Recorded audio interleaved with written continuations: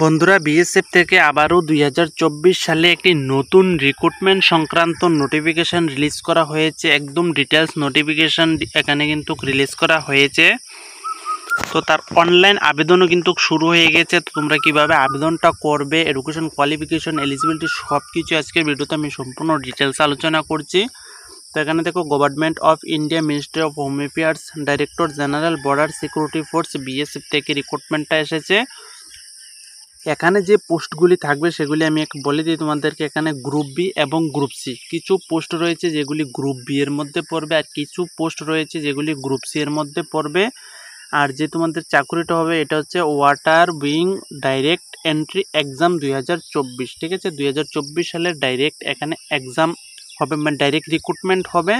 পোস্টগুলি থাকবে তোমাদের water wing BSF এর মধ্যে। ঠিক আছে, আচ্ছা। তো এখানে দেখো, এলিজিবিলিটির মধ্যে প্রথমে বলেছে অনলাইন অ্যাপ্লিকেশন করতে হবে তোমাদের। Invite from eligible and interest mail Indian citizen. ঠিক আছে, শুধুমাত্র এখানে যারা মেল ক্যান্ডিডেট রয়েছে ভারতবর্ষের যে কোনো স্টেট থেকে কিন্তু এখানে আবেদনটা করতে পারবে। তার নিচে তোমাদেরকে বলা হয়েছে, ঠিক আছে, পোস্ট যে দেওয়া হয়েছে এই পোস্টগুলি সম্পর্কে তোমাদের এখানে ডিটেলসে কিন্তু দিয়ে দেওয়া হয়েছে। এখানে দেখো, ভ্যাকেন্সি এখানে দিয়ে দেওয়া হচ্ছে, আর এখানে পে স্কেল দিয়ে দেওয়া হচ্ছে, মানে তোমাদের যে স্যালারি দেওয়া হবে সেগুলি। ঠিক আছে, তো এখানে দেখো কিছু পোস্ট রয়েছে। এখানে SI master, SI engine driver, head constable, SC হচ্ছে তোমাদের head constable master, SC engine driver, SC workshop constable crew. ঠিক আছে, তো এখানে কিছু পোস্ট রয়েছে যেমন এসআই। ঠিক আছে, এগুলি কিন্তু তোমাদের গ্রুপ বি পোস্টের মধ্যে পড়বে। আর হেড কনস্টেবল, তারপর তোমাদের কনস্টেবল, এগুলি কিন্তু গ্রুপ সি পোস্টের মধ্যে পড়বে। তো এখানে ভ্যাকেন্সি কিন্তু তোমাদের টোটাল ভ্যাকেন্সি 162, মানে 162 জন ক্যান্ডিডেট নিয়োগ করা হবে এখানে এই পোস্টগুলির মধ্যে। নিচে আরও কিছু পোস্ট রয়েছে, তোমরা এখানে দেখতে পারছো। আরও কিছু পোস্ট রয়েছে, electrician, AC technician, electrician, mechanics, তারপর কার পেন্টার, প্লাম্বার। ঠিক আছে, এগুলি হেড কনস্টেবলের মধ্যে কিন্তু পোস্টগুলি রয়েছে। তো তোমরা যারা আবেদনটা করবে, ঠিক আছে, এই পোস্টগুলি দেখে তোমাদের এডুকেশন কোয়ালিফিকেশন যাদের ম্যাচ করবে তারাই কিন্তু আবেদনটা করবে। এখানে কিন্তু সকলে আবেদন করতে পারবেন। এখানে কিছু এক্সট্রা এডুকেশন কোয়ালিফিকেশন চেয়েছে, তো সেগুলিকে আমি এগুলি বলবো। নোটের মধ্যে বলা হয়েছে অনলি অনলাইন মোড অ্যাপ্লিকেশনে কিন্তু এখানে অ্যাকসেপ্ট করা হবে। ঠিক আছে, আচ্ছা, অনলাইন অ্যাপ্লিকেশনটা যে করবে এখানে একটা দেখো অফিসিয়াল ওয়েবসাইট দেওয়া হয়েছে, rect.bsf.gov.in। এই অফিসিয়াল ওয়েবসাইটে কিন্তু অনলাইন আবেদন চলছে। যারা আবেদন করতে চাও এখানে গিয়ে কিন্তু আবেদনটা করতে হবে। এডুকেশন কোয়ালিফিকেশন তোমাদের এখানে বিভিন্ন পোস্টের বিভিন্ন কোয়ালিফিকেশন কিন্তু আলাদা আলাদা চেয়েছে। তো এখানে দেখতে পাচ্ছ এসআই মাস্টারের জন্য আলাদা কোয়ালিফিকেশন, এসআই ইঞ্জিন ড্রাইভারের জন্য আলাদা, হেড কনস্টেবল মাস্টারের জন্য আলাদা। তো মূলত এখানে কোয়ালিফিকেশনটা তোমাদের 12 পাস চেয়েছে, তার সাথে কিন্তু এক্সট্রা কোয়ালিফিকেশন চেয়েছে। ঠিক আছে, তো সবগুলি পোস্টের কোয়ালিফিকেশন নিয়ে আলোচনা করা পসিবল হবে না, ভিডিও কিন্তু অনেকটা লম্বা হয়ে যাবে। তো তোমরা একটু দেখে নাও।